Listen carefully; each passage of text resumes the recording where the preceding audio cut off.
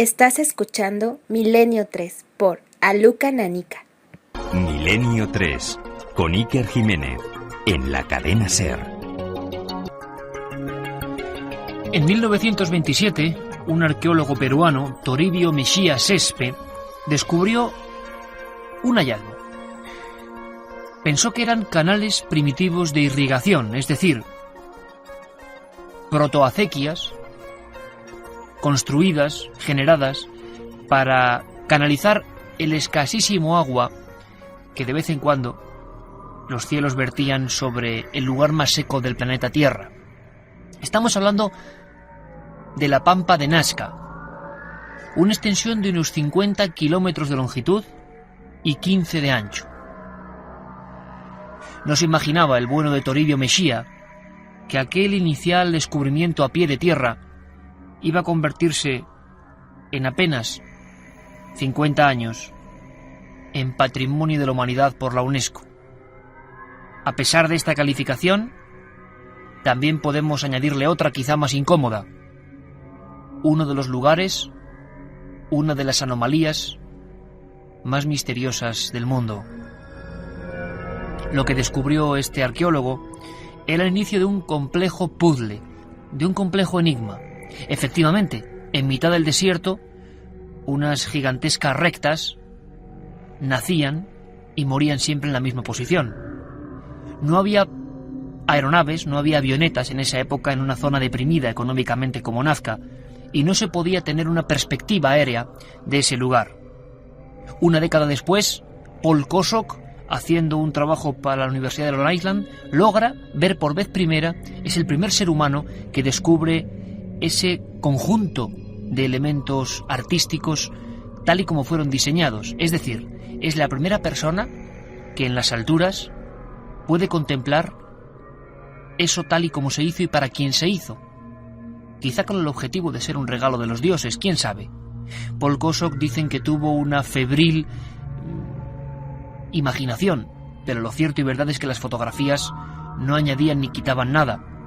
Ahí estaban los documentos. Él llegó entusiasmado a América.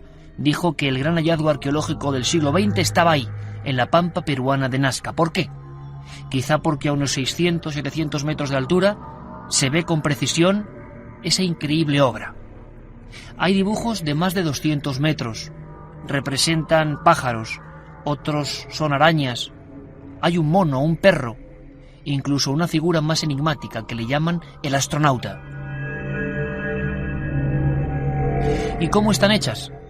Parece ser que nadie tiene objetivamente la prueba fidedigna para decir que se hizo de esta u otra manera. Lo cierto y verdad es que hace unos 2000 años se trabajó durante horas y horas al sol, durante días, durante meses, para construir algo que nunca ellos pudieron ver con sus propios ojos, a no ser que volasen, claro. Imaginamos a miles de esclavos quitando los guijarros más oscurecidos por el sol en la tierra y dejando la capa posterior, es decir, dejando la zona más blanca de la propia arena, del propio suelo. Es un lugar, repetimos, el más seco del mundo, donde apenas llueve una vez al año. Quizá por eso lo consideraron óptimo, pensaron que ahí se iban a mantener de por vida. Pero, ¿cómo hicieron, sin conocer la rueda y apenas la matemática, esa perfecta precisión? ¿Cómo hicieron rectas que a veces llegan a tener 20 kilómetros? ¿Por qué de esa anchura? ¿Para quién? ¿Acaso eran una especie de recreación para unos dioses que algún día bajaron a ese entorno del Perú? ¿Por qué se dibujaron individuos con cascos, con ojos circulares, con lo que parecen botas? ¿Por qué uno de ellos, que mide como una casa de 8 pisos, sigue alzando su mano al cielo? ¿A quién saluda? ¿A quién intenta llamar la atención? El complejo de Nazca sigue siendo, por lo tanto, y lo comprenderéis, amigos de Milenio 3, un inmenso enigma. Todavía, a día de hoy, en pleno 2005, no sabemos cuántas quedan por descubrir, qué significan, para qué las hicieron. Dicen que hay áreas de la pampa de Nazca que todavía no han sido pisadas por el hombre. ¿Para qué? Apenas hay arena, pequeños guijarros y huesos de hombres y mujeres, cementerios a la intemperie. Dicen esto los que conocen bien la zona, una zona que los antiguos llamaban Cahuachichauchia, lugar de pena y sufrimiento. Hay quien añade que los moribundos, los apestados, los afectados de ciertos males que se consideraban diabólicos antes de que naciera Cristo, eran abandonados en aquel lugar. ¿Por qué? Hoy sus huesos, sus cabelleras, sus trozos de calavera son los únicos testigos, rodeado de esas gigantescas figuras. ¿Para quién? ¿Por qué? Fronteras de lo imposible, el libro que acompaña esta entrega de la Biblioteca del Misterio de Milenio 3, es una cosa evidentemente muy especial, muy personal.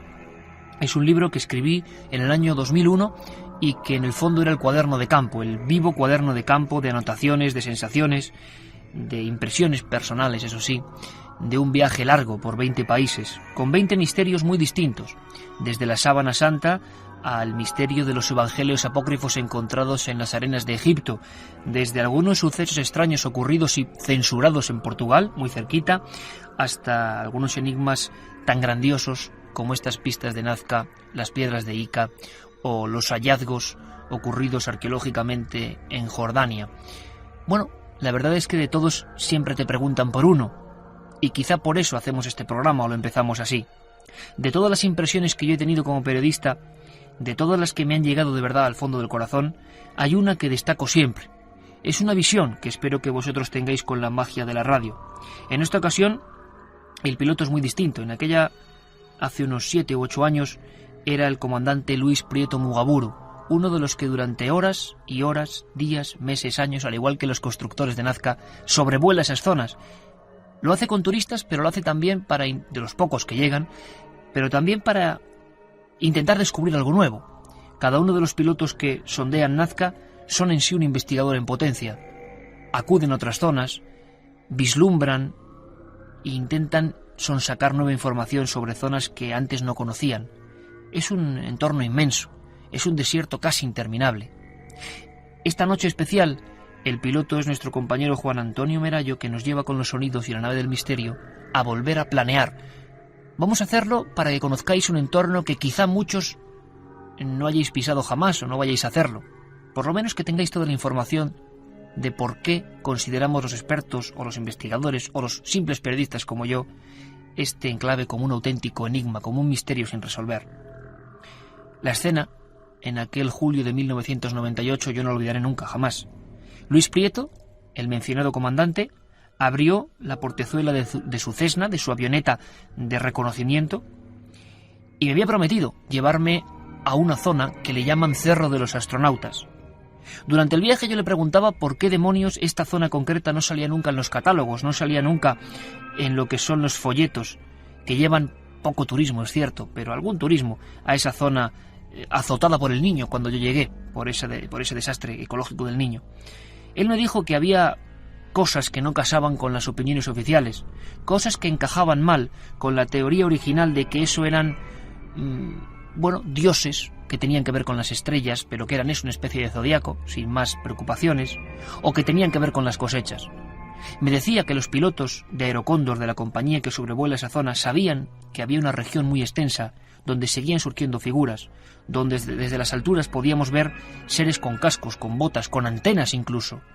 Algunos parecían fetos humanos flotando en la inmensidad, construidos o creados guijarro a guijarro, grano a grano de arena, con algún sentido que se nos escapa, y sobre todo, hechos para ser visto, para ser contemplados a centenares de metros de altura. Esto, por supuesto, cuando nadie soñaba con elevarse nada del suelo. La verdad es que el misterio se agranda cuando uno contempla con sus propios ojos todo esto. Se abrió esa portezuela y yo contemplé la figura que dicen el astronauta, o que la nominan así. Como decíamos, es tan grande como una casa de 8 plantas, extiende su brazo a los cielos, y el impacto que yo tuve en ese momento fue brutal. Comprendí la esencia de este enigma.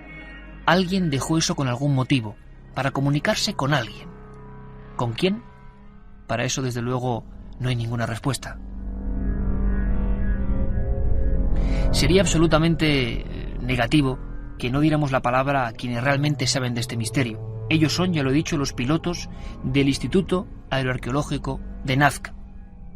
Desde 1990, considerado esta este misterio, esta región, este enigma arqueológico, patrimonio cultural de la humanidad con protección doble, para que nadie pueda adentrarse en las líneas y destrozarlas. Se ha intentado varias veces. Si cogemos la carretera solitaria casi siempre en esa zona de la Panamericana Sur, entre el kilómetro 419 y 465, nos iremos topando con inmensas franjas de tierra que cambian de color. No sabemos lo que son, no puede entenderse. Solamente cogiendo un avión veremos que se transforma en un lagarto, en unas manos, en una cara sin ojos, en cosas que alguien dibujó, cientos, miles de hombres, con algún motivo, y solamente en esa parte del mundo. Paul Coso, como dijimos, fue el primero que las contempla, y después vinieron muchos especialistas.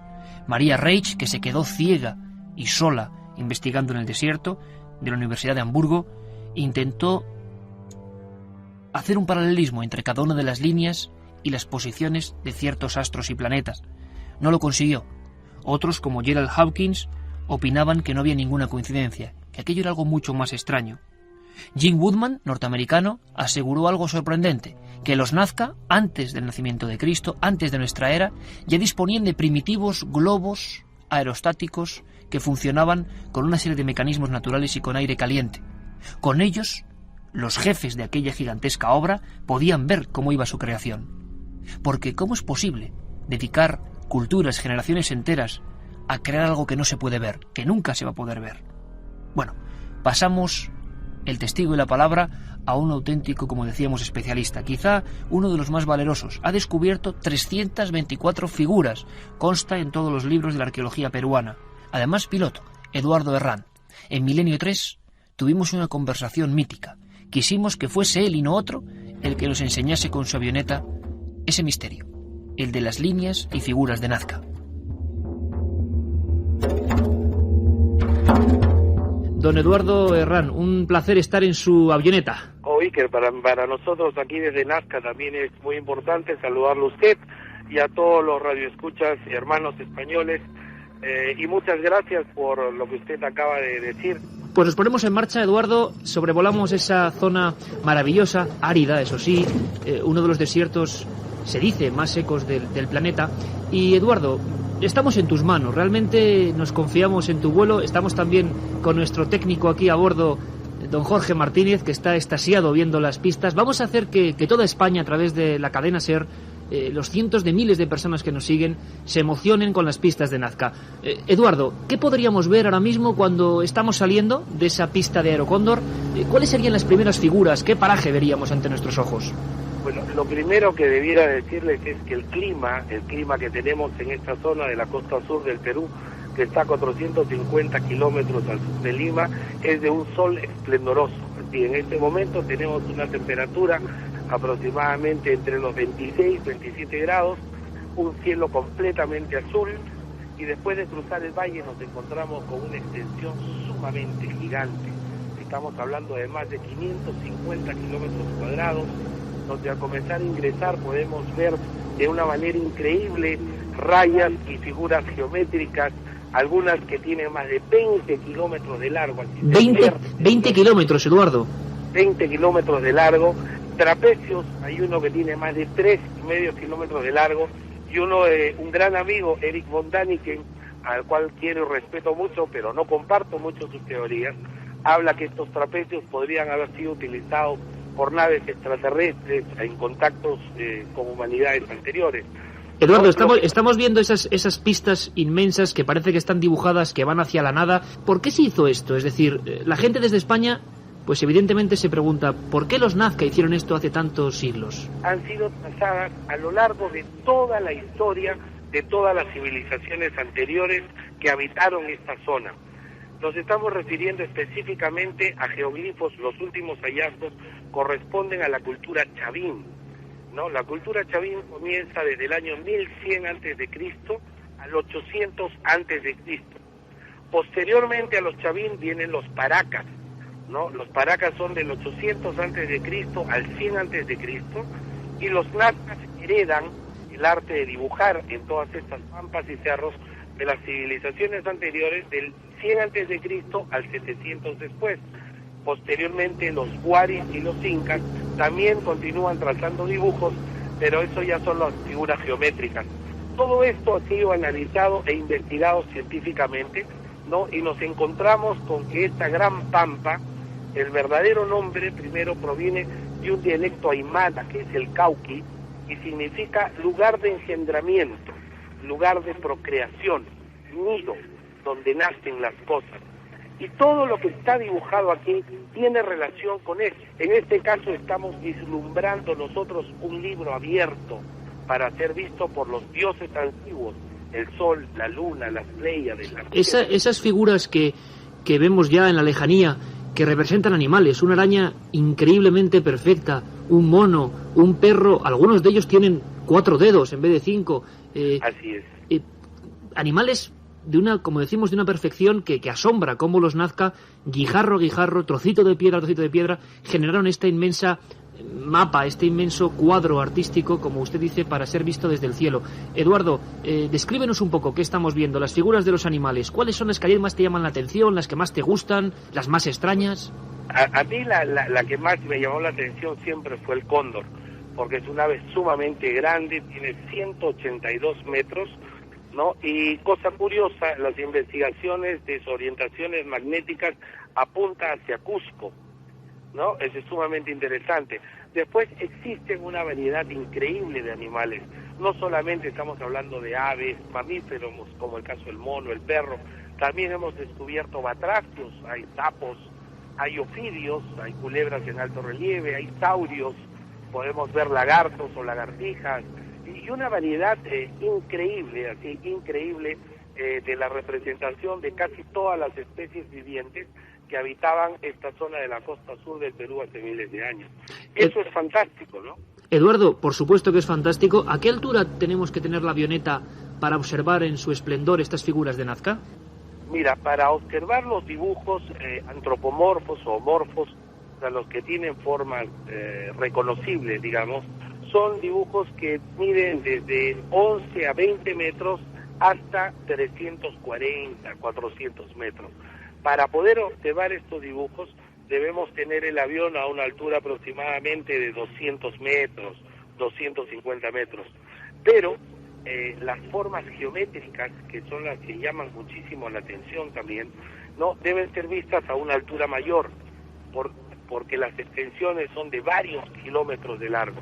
Entonces, si uno está muy bajo, pierde la perspectiva, pero conforme asciende en el avión, comienza a darte cuenta que es otra visión, ¿no? Hay dos formas de ver la pampa. Una es los dibujos reconocibles de personas, animales, y otras son las formas geométricas. Uno tiene que estar pegado al suelo y el otro tiene que estar muy alto en el espacio, ¿no? Eduardo, ahora mismo estamos observando otras que estoy seguro que pues excitan la imaginación de muchos, realmente se interpretan teorías de lo más variado, como tú has dicho, del buen amigo Eric von Daniken, pero bueno, teorías para todos los gustos, pero lo que es cierto es que ahí en una loma estamos viendo una figura que parece realmente un cosmonauta dibujado antiguamente. ¿Qué demonios es esto, Eduardo? Así es. Bueno, nosotros lo llamamos el astronauta. Ese dibujo no está ubicado sobre la pampa, sino más bien en una ladera de montaña, lo que por características hace que sea un dibujo que corresponde a la cultura Paracas, o sea, anterior a la cultura Nazca, ¿no? Y este dibujo representa, sí, la forma de la cabeza, parece el casco de un astronauta, pero también es la cabeza de una lechuza. Existe otro dibujo que también es sumamente interesante, descubierto por el que habla en el año 84, y este dibujo que descubrimos es exactamente la representación del extraterrestre de la película de Spielberg, pero analizando el dibujo y las relaciones iconográficas que hemos encontrado con textiles y con cerámicos, nos apunta a que es la representación de un feto humano, ¿no?, de más o menos 8 semanas, hasta con el cordón umbilical, las manos, la cabeza muy grande. Entonces, es una cosa que realmente, bueno, como tú lo dijiste al principio, yo comencé esta experiencia como piloto comercial ya hace 23 años, pero se transformó en una pasión, en una cosa realmente para mí muy, muy especial, ¿no? Quiero compartirlas como en este momento contigo y con todos nuestros amigos españoles. Eduardo, y además este programa lo hacemos gente apasionada, para gente apasionada que nos escucha en toda España y en todo el mundo a través de Internet. Bajamos, descendemos un poco ya con nuestra avioneta, vamos poco a poco de nuevo hacia el suelo. Una experiencia gratificante, inolvidable. Yo puedo decir personalmente a toda la audiencia que una de las grandes impresiones de mi vida como periodista fue las primeras imágenes de Nazca desde estas avionetas Cessna. Fue impresionante, para mí fue un vuelco al corazón, un gran enigma arqueológico que sigue ahí. Eduardo, un mensaje para toda la gente de España. Estoy seguro que mucha gente va a ir a Nazca a raíz de este programa. ¿Por qué hay que visitar Nazca? ¿Por qué esto sigue siendo de alguna forma un desafío? ¿Por qué es una cosa única en el mundo, Eduardo? Mira, como tú has dicho, es una cosa única en el mundo porque si bien es cierto, existen evidencias similares en algunos otros países. Hay algo en Estados Unidos, en la isla de Malta, algunos en Egipto, otros en Inglaterra, pero no existe en ninguna otra parte de nuestro planeta, ¿no?, una zona que tenga una extensión tan gigantesca con miles y miles de vestigios arqueológicos de esta naturaleza. Pero lo importante de Nazca es que encierra, según lo que yo he podido ver y absorber de energía de este sitio, no un mensaje al futuro de la humanidad, que es que algo que hoy está tan de moda, la conservación de la ecología, el respeto por el medio ambiente, ¿no? Esta gente lo ha tenido integrado dentro de su propia esencia, ¿no? El hecho de dibujar todas las especies, el hecho de interactuar con todas las especies para tratar de que se vayan al cosmos a que lo vean sus dioses, pero probablemente han habido otras inteligencias hace miles o millones de años, nos conllevan a ver una armonía cósmica entre los humanos y nuestra verdadera creación. Eduardo, yo creo que tu mensaje es claro, es diáfano, se le ha recibido perfectamente esta conexión España-Perú con un nexo de unión, Nazca. Para mí, personalmente te lo digo, y conozco algunos puntos del planeta, el enclave más misterioso del mundo. Es un placer que un aventurero como tú nos dé su sabiduría, nos haya permitido este pequeño vuelo a través de la Pampa. Esperamos conectar muchas más veces. Cualquier noticia desde allí, estos son tus micrófonos para cientos de miles de personas en España. Un abrazo muy grande. Iker, con muchísima humildad también agradezco todos tus comentarios, pero con muchísimo gusto, esperándolos para recibirlos con los brazos abiertos y como la gran Pampa de Nazca, con todo el corazón dispuesto al universo para mostrarle todo lo que aquí existe. Como decía el gran Eduardo Herrán en esta entrevista que nunca podremos olvidar los componentes de Milenio 3, Erich von Däniken causó un gran revuelo con sus teorías, evidentemente. El suizo, autor de bestsellers increíbles como Recuerdos del futuro, un libro que vendió millones de ejemplares y que cambió el concepto de la moderna arqueología, decía, aseguraba, afirmaba, quizá arriesgadamente, que las pistas de Nazca eran eso, pistas de aterrizaje, lugares donde aeronaves de otro mundo tomaron tierra. Quizá lo hicieron en varias ocasiones y los nazcas sabían de la próxima venida de esos enviados del cielo. Lo cierto y verdad es que, arriesgado o no la teoría, los nazca, durante generaciones enteras, durante siglos, se dice pronto, siguieron construyendo esas figuras y esas pistas con algún significado que se nos escapa. ¿Recibieron esa visita de los hombres blancos del cielo? ¿Se parecían esos hombres a las criaturas extrañas conformadas en las laderas?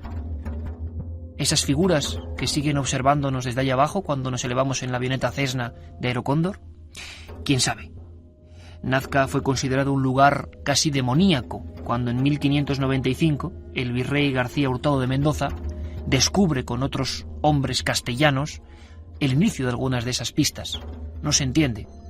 Y sobre todo descubren también cementerios preincaicos donde las momias de los niños, de las mujeres, de los hechiceros siguen ahí a la intemperie.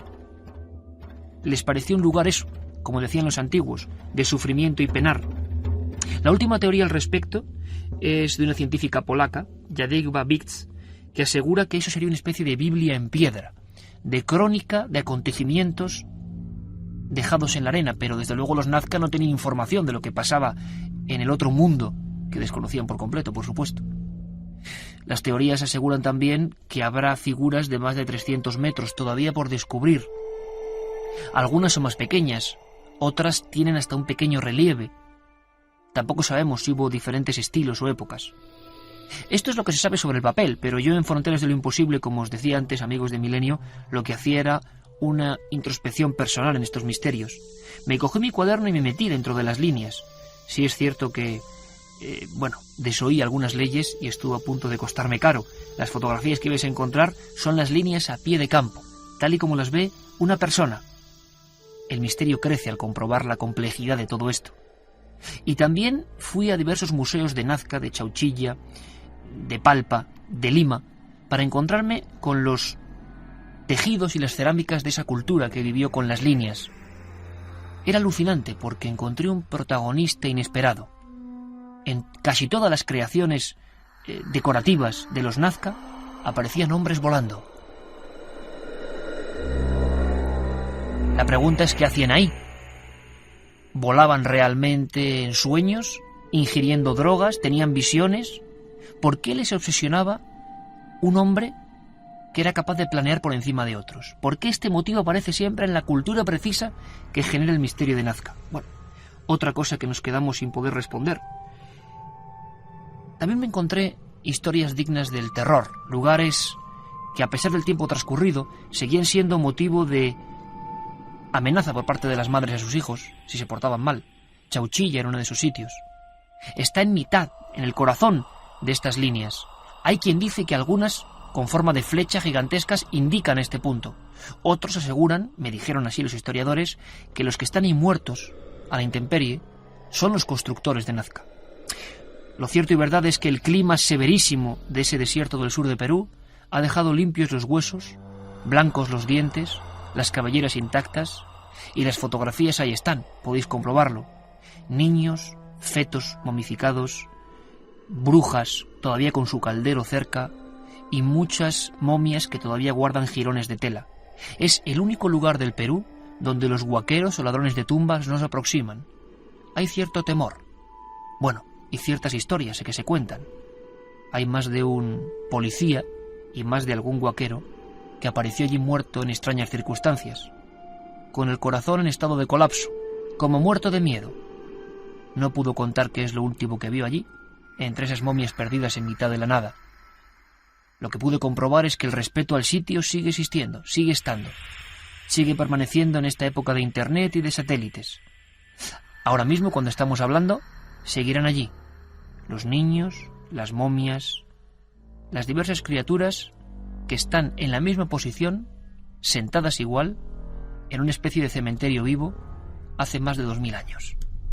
Por lo tanto, ya sabéis, uno de mis secretos, Nazca como lugar sin duda del planeta Tierra que más me ha impresionado, porque no es que uno ha visto, otro ha dejado de ver, una suposición, algo subjetivo. Ahí está, esperando una respuesta. Hace más de 20 siglos, ahí siguen, inamovibles, y todavía nos queda mucho por descubrir. Nacho Ares, director de la revista de Arqueología, historiador, a nivel más académico, sin duda alguna, nos cuenta, porque aquí tienen que estar y deben estar todos los datos, las teorías que se siguen manejando sobre este increíble desafío, Nazca. Ha habido interpretaciones desde un punto de vista astronómico. No hay que olvidar, mejor dicho, que muchas de estas líneas están orientadas hacia momentos determinados del viaje que a lo largo del año tiene el Sol, en momentos como los solsticios, equinoccios, etcétera, ¿no? Luego también están las teorías un poco absurdas o sacadas de contexto de Erich von Däniken, en donde se nos habla que si eran pistas para aterrizajes de extraterrestres. Y las últimas hipótesis de trabajo es la de dos arqueólogos, uno de ellos alemán y el otro peruano, en donde se nos habla que quizás estos dibujos lo que hagan en realidad era reflejar la existencia una serie de patronos, de tipologías religiosas muchísimo más antiguas a los Nazca. Como bien comentaba Eduardo, hay que pensar que esto no es propio de la cultura nazca, sino que también viene de largo, ¿no? Muchos siglos detrás, Y quizás una de las explicaciones es que estos dibujos están relacionados con divinidades, con un vínculo muy directo con el mundo del agua, porque no hay que olvidar que justamente donde hoy se levanta el desierto de Nazca era por donde estaban las antiguas fuentes de 3 de los ríos más importantes que había en la zona sur de Perú, y que posiblemente los Nazca u otras culturas que también pasaron por este emplazamiento arqueológico lo que hicieran fue recuperar un poco esa tradición y dibujar sobre el desierto esas divinidades extrañas hoy para nosotros tan misteriosas, intentando un poco hacer alabamientos, loas, llamamientos a esas antiguas divinidades para volver a recuperar el agua.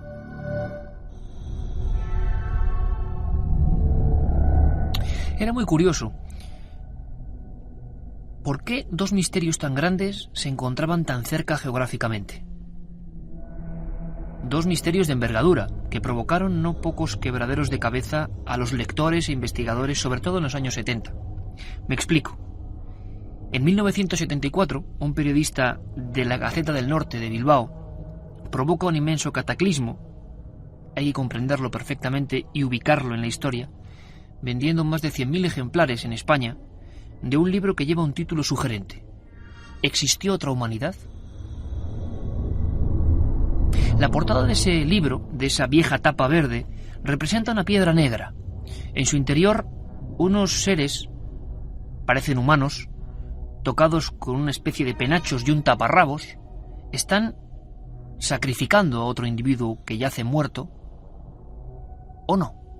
Más bien, si nos fijamos atentamente, parece que están haciéndole un trasplante de corazón, porque mientras uno extrae con el cuchillo, en ese dibujo tosco, otro mantiene una especie de bolsa, con líquido o con sangre, algo oscuro, otro corazón. Un cable o una especie de línea une ambos órganos. Juanjo Benítez, el autor de estas escandalosas imágenes y fotografías, provocó un torbellino sin precedentes. La verdad es que no era el primero. Había otros investigadores como Robert Charroux o el propio Erich von Däniken que ya habían oído hablar de la misteriosa biblioteca lítica, es decir, de piedra, guardada, custodiada en una inmensa mansión en pleno centro de la plaza de armas de Ica, Perú, a poco más de 100 kilómetros de Nazca. Ya es casualidad. Por supuesto, en mis viajes de investigación de este libro de fronteras no pude evitar acudir a esa casa, a ese hallazgo misterioso. Me contaron muchas cosas, había leído otras tantas. La historia era sugerente. Un médico, fundador del hospital de Ica, fundador del sistema de seguridad social de Perú y de toda esa zona del sur, eminencia con increíbles premios, prestigioso científico, cambia de raíz su vida a raíz de una misteriosa consulta. En 1966, un paciente, Félix Llosa Romero, que no puede pagar un servicio en operación que le ha hecho con su hija, le da un misterioso regalo. Es un pisapapeles. El científico, hombre culto, conocedor además de otras ramas que tienen que ver con la veterinaria, con la zoología, examina el guijarro, el canto rodado, y se da cuenta de que tiene un misterioso dibujo. Es un pájaro. Con el caso del pájaro, del misterioso geóglifo, petróglifo grabado en la piedra, se inicia el misterio de Ica. A los pocos días, ese doctor, don Javier Cabrera de Arquea, descendiente de los propios fundadores de la ciudad, se da cuenta, examina minuciosamente ese material y percibe que ese pájaro le suena de algo, que es muy gracioso, la verdad es que con el aspecto un tanto famélico, raro, insólito, y empieza a buscar en diferentes libros qué tipo de ave puede ser. Antes de eso vuelve a conectar con ese campesino que le ha agradecido sus formas de actuar, su medicina para salvar a su hija. Félix Llosa no sabe nada, simplemente dice que hay un yacimiento, un túnel, una especie de gruta, donde otros campesinos de la zona de Ocucaje, muy cerca, han sacado miles como esa. Por supuesto, como en cualquiera de nosotros, la inquietud crece. sobre todo después de comprobar perfectamente, con detalles milimétricos, que ese pájaro se parece mucho a un pterodáctilo, extinguido hace más de 45 millones de años. Ahí empieza la larga historia de Ica. Desgraciadamente, desde ese año 66 hasta el año 73-74, hay un inmenso tiempo en brumas, en tinieblas. Nadie sabe explicarse bien, pero la verdad es que el doctor Cabrera se hace con la mayor parte de la biblioteca lítica de los supuestos hallazgos de esa gruta de Ocucaje en un sequísimo desierto a unos 30 kilómetros de donde él mismo tiene la consulta. Varios campesinos, como Basilio Uchuya, le proporcionan piedras ennegrecidas, que incluso han pulido o han tocado con betún. No cabe la menor duda de que muchas de ellas son falsas. Eso está claro. Da la impresión de que algunos huaqueros de esa zona del desierto han creído ver a un mecenas en ese doctor Cabrera, y yo creo que le han engañado. Pero otras, las más primitivas, las más grandes, sí que muestran curiosidades, por lo menos dignas de tener en cuenta. Hay piedras de más de 500 y 600 kilos donde aparecen esos mismos personajes que antes describíamos en la portada del libro de Benítez, mirando a las estrellas. Parece que utilizan un primitivo catalejo. En otras hay transfusiones de sangre, y en la mayoría misteriosos animales como el estegosauro, el triceratops, animales que es cierto que en el sur de Perú se mantuvieron durante un tiempo considerable, hasta unos 35 o 40 millones de años, según aseguran paleontólogos de prestigio. Pero, por supuesto, ningún hombre llegó a convivir con esas criaturas. Sin embargo, en las llamadas piedras de Ica, y hablo de más de 11.000, calificadas perfectamente y puestas en orden, estos seres primitivos, prehistóricos, comparten el entorno de esa especie de cómic con el ser humano. En algunas escenas aparecen esos pájaros extraños, pterodáctilos, arcoestérips, peleando con seres humanos. Así que, como comprenderéis, el misterio estaba, pues ahí, sobre el papel. Fueron muchos investigadores, los vieron con sus propios ojos, hubo todo tipo de diatribas. Hay un detalle que no se me escapó. Fraude o verdad, ningún arqueólogo oficial peruano, a pesar del escándalo increíble en prensa, en radio, en televisión, en los libros, se dignó a pisar la casa del doctor Cabrera. Y era muy sencillo, ir allí, ver las piedras y analizarlas, y simplemente con el rascado ver qué tipo de antigüedad tiene. El único análisis real es el de la Universidad de Bonn en 1968, donde se asegura que las piedras son antiquísimas, pueden tener varios millones de años. Pero claro, que la piedra tenga millones de años no significa que el dibujo sea igualmente antiquísimo. Ahí está el misterio. No os puedo contar más, lo vais a descubrir en el libro. Lo que sí podemos hacer es poner documentos asombrosos. Es la última entrevista probablemente al doctor Cabrera de Arquea. Nos abrió su casa, su mansión, llena de manchas de humedad ya. Era como esas viejas casas decadentes de algunos hidalgos españoles, pero en Perú.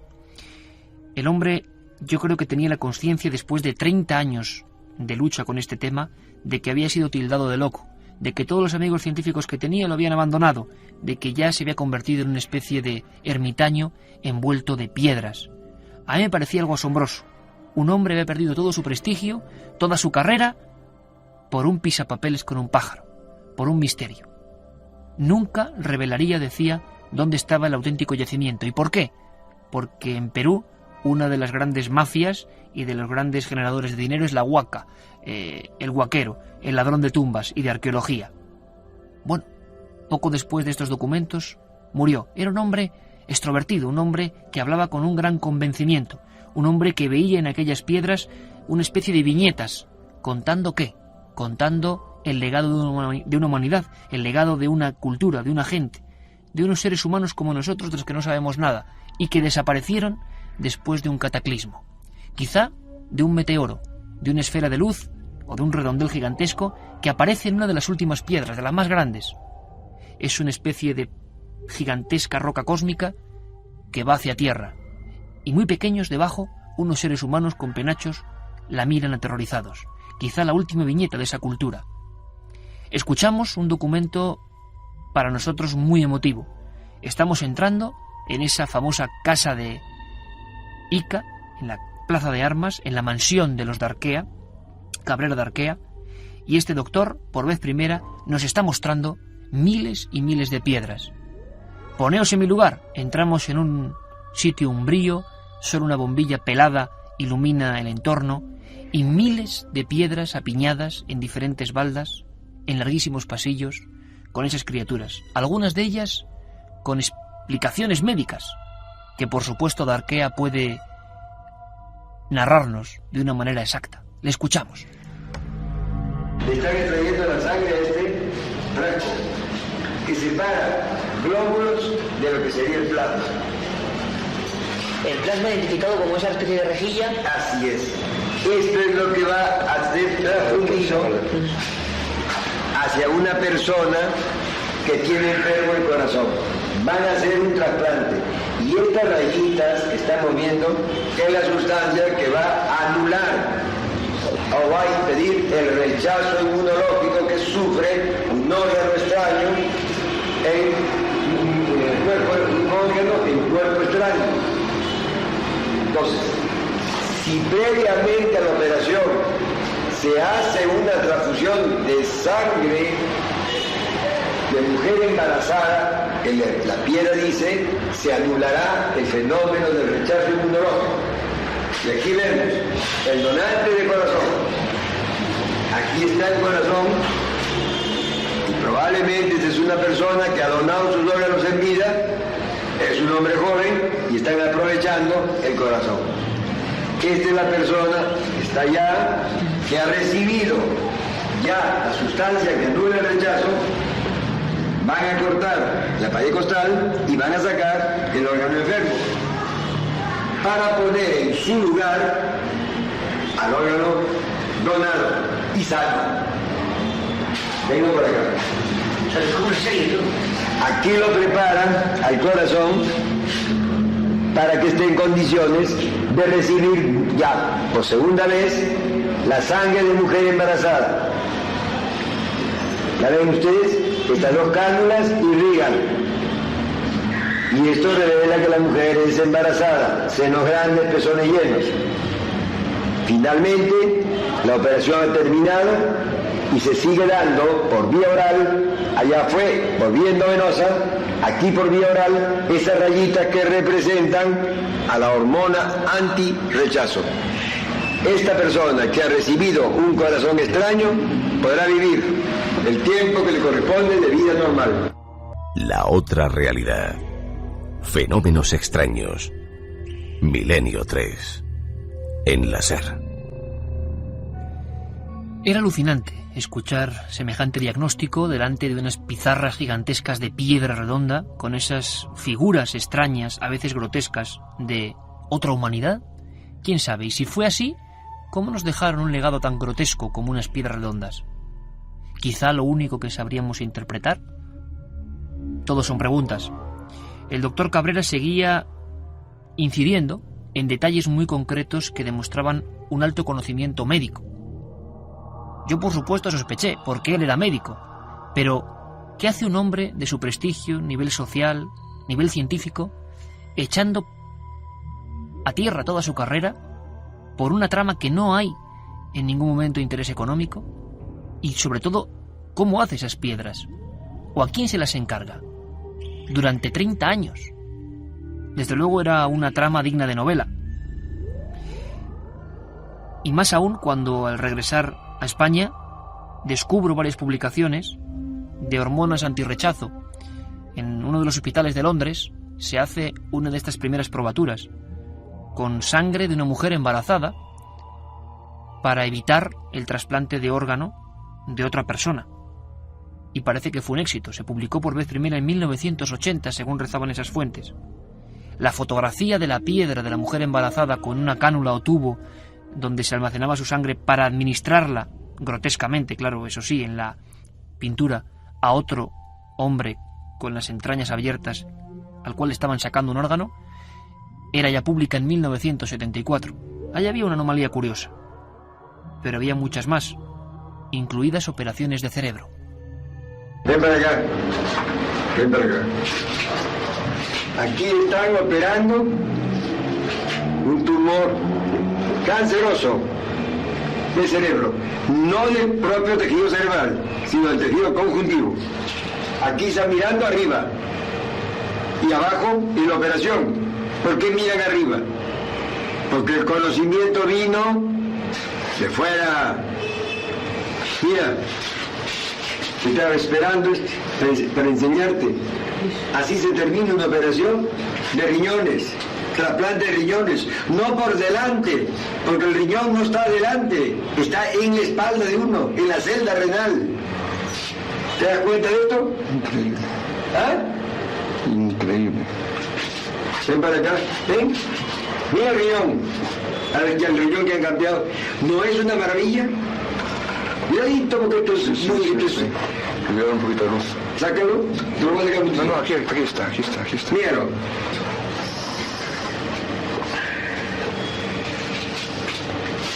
Es un riñón, indudablemente. Aquí está el que han sacado y aquí está el que están poniendo. Conectándolo. Increíble.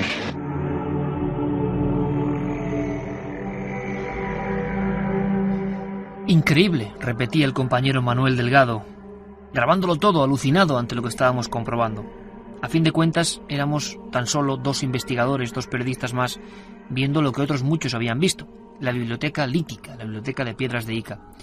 Sin duda, muchas de ellas, repito, son un fraude generado por los campesinos, trazando grotescamente, quizá cogiendo de algún modelo, de algún cuaderno infantil o de algún libro de prehistoria, y engañando al bueno del doctor Cabrera. Pero tampoco se entendía muy bien. ¿Él se dejaba engañar? ¿Qué quería? ¿Qué perseguía con todo esto? Era asombroso también que hubiesen y existiesen crónicas de que en algunos museos de Nazca y Lima hubiese también la presencia de ciertos guijarros con dibujos no tan complejos, pero sí extraños, de un estilo muy semejante, como si de repente en un momento dado de la historia hubiera surgido algo que no se conoce lo suficiente. Eso sí, no tan detallado como para dejar clara la existencia de trasplantes o de peleas con dinosaurios perfectamente descritos. Como digo, éramos 2 investigadores más viendo lo que otros habían visto. Lo que no esperábamos ni en el más remoto de nuestros sueños es que en aquella tarde de julio de 1998, en el corazón de esa mansión de varias plantas, ya muy deteriorada en la parte del sótano donde estábamos, nos iba a dar una sorpresa alucinante. El doctor Cabrera, yo no sé si viendo, la verdad no sé el qué, en nuestras miradas o en nuestra expectación, o quizás sintiendo ya muy cercano el avance de la parca de la muerte, quiso darnos un regalo auténtico. Se dirigió con una vieja llave a otra habitación que permanecía cerrada y así había estado durante mucho tiempo. Lo mostraba el óxido del propio cerrojo, el tiempo que tardamos en poder abrirlo. Allí apareció algo sorprendente, que estaba clausurado por lo menos desde el mismo tiempo, desde la misma cantidad de años que las propias piedras de Ica. Sin embargo, y añade a esto una gran cantidad de misterio, el hecho de que no se habían mostrado nunca. Si el doctor Cabrera quería tirar por tierra su carrera, como hemos dicho, y crear una extraña fama de descubridor de una cultura antigua, hubiera mostrado todo. Más impresionante sería la repercusión. ¿Por qué nos eligió a nosotros para enseñarnos una de las partes de la colección que permanecía siempre en sombras? Cuando entramos en aquella habitación secreta, a mí el corazón me dio un vuelco. Ahí había miles, decenas de miles de arcillas, también perfectamente ordenadas, grotescas igualmente, toscas. Y de nuevo los mismos motivos: operaciones de riñón, de cabeza, extracciones de corazón, trasplantes de sangre, escenas de pelea con dinosaurios, asteroides que se acercaban a la Tierra y eran observados con pavor por esa humanidad de seres rechonchos con 2 penachos y taparrabos. ¿Qué clase de juego era este? ¿Qué trama? ¿Qué se perseguía? Este momento sí que es histórico, porque en España se publicó por vez primera la existencia de esta extraña colección de arcillas. El misterio de Ica ya no tenía tanta repercusión. Esto fue un nuevo órdago. Y sinceramente ya estábamos nosotros fotografiándolo y viéndolo. Este es el momento en el que entramos en una sala donde miles de dinosaurios de gran tamaño, algunos de ellos de 2-3 metros, construidos con barro cocido, afectados por varias inundaciones, mojados con un montón de musgo, se mostraban en inmensos salones. ¿Qué era esto? Lo recordamos. museos del mundo réplicas tan exactas a los animales que han encontrado y los que todavía no han encontrado. Madre mía, lo que hay aquí. Madre mía, lo que hay aquí. Quiero que veas esto. ¿Habrá algo más maravilloso que eso? ¿Puedes comprender Un hombre alado. que un ángel con un elasmosaurio? Y no te extrañes, San Jorge mató un dragón. Aquí tienes 2 tipos de triceratops, con un cuerno arriba y con 2 cuernos arriba y uno abajo, la inversa. Impresiones francamente inolvidables que yo escribí como mejor supe o pude en ese libro que ahora acompaña este programa especial, Fronteras de lo Imposible. Después vinieron muchísimos países y muchísimas historias, pero ninguna tan fuerte como esa impresión primera en Nazca, y quizá tan alucinada, tan sorprendente, tan inesperada como esa habitación secreta. A tan solo 100-150 kilómetros, en una franja del desierto del Perú, pasaron cosas. Hay quien dice, como Erich von Däniken y otros arriesgados de su tiempo, que sin duda exageraron las cosas, pero tuvieron el mérito de ser los pioneros, de hacernos mirar la antigüedad con otros ojos, que en un tiempo muy remoto ocurrió algo. Los dioses bajaron del cielo y dejaron una serie de mensajes. Quizá no fueron entendidos o fueron malinterpretados. Lo cierto es que desde entonces, durante siglos, en ese remoto desierto del Perú, esperaron su regreso. Hay quien dice que otra humanidad lo hizo de una manera especial, dejando su legado en piedras y ocultándolo en las entrañas del desierto. Otros, quizá más arriesgados, quizá más dispuestos al contacto definitivo con quien fuera, lo que hicieron no fue ocultarse, sino dejar las marcas sobre el terreno, sobre la arena, con gigantescas pistas de Nazca, con gigantescas figuras que aún siguen ahí. ¿Ocurrió realmente? ¿O simplemente son mixtificaciones de unos hechos que no podemos encajar? Como siempre, vuestra opinión será la importante después de hacer este viaje inolvidable. Este viaje que desde luego simplemente representaba una crónica de cosas que habitualmente no se cuentan. Fronteras de lo imposible. Sebastián Vázquez, buenas noches. Hola Iker, buenas noches. Sebastián, la masonería como sociedad diferente, sociedad distinta al resto. Quizá con más fama, quizá con más poder, quizá más gente poderosa se ha interesado en ella. ¿Por qué se publica tanto sobre los masones? ¿Por qué está en boga este asunto en concreto? Bueno, empiezo por el principio. Es decir, que la masonería no tiene nada que ver con estas sociedades que se acaban de mencionar, como la Garduña o Mano Negra. Estas sociedades nacen, por un lado, desde una perspectiva de defensa, en muchas ocasiones, ante invasiones, guerras, grupos que se protegen, que tienen unos códigos de identificación casi semiguerrilleros. Y luego lo que tú has mencionado antes, de corte delictivo.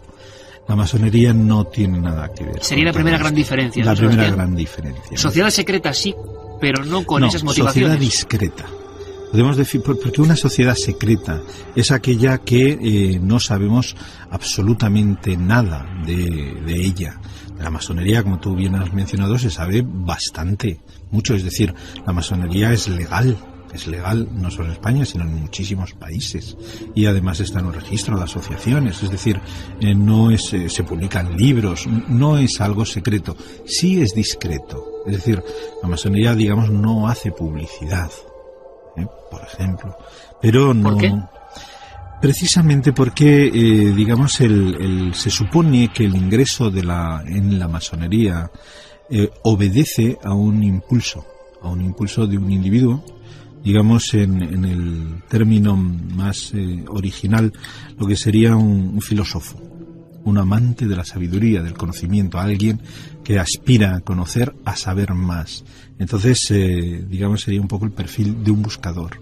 Entonces, cualquier persona que tenga ese perfil, hoy en día conectar con la masonería es facilísimo. Pero la masonería no capta, en ese no hace proselitismo. ¿Vas tú a ella Ella no te reclama. No te reclama. E incluso entrar en la masonería, digamos que no es fácil.